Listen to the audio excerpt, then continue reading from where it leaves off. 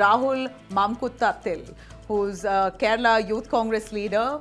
Rahul is being accused of harassment and misconduct allegations against him. He was forced to resign.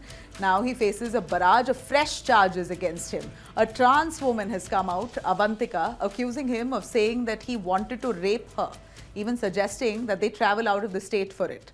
Actor Rini George, of course, who earlier alleged and accused that this man was constantly sending her abusive, offensive messages.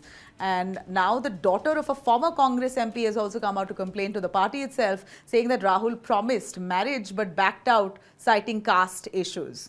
Rahul, however, has denied all the allegations here, insisting that he resigned before being asked and vowed that he will fight this in court and prove his innocence. But we hear that explicit messages, sexual assault threats, caste prejudice, all of this coming from Rahul. These are allegations against him.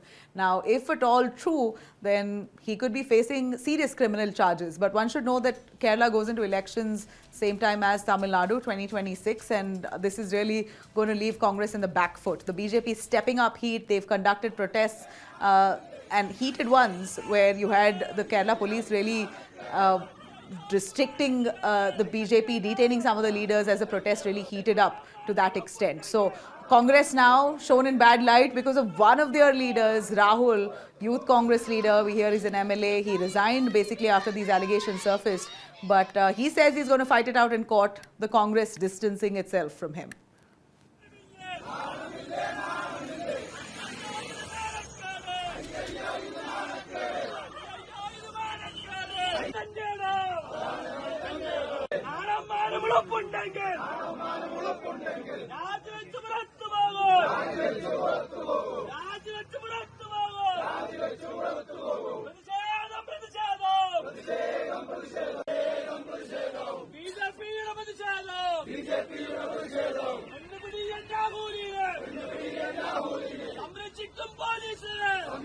Police.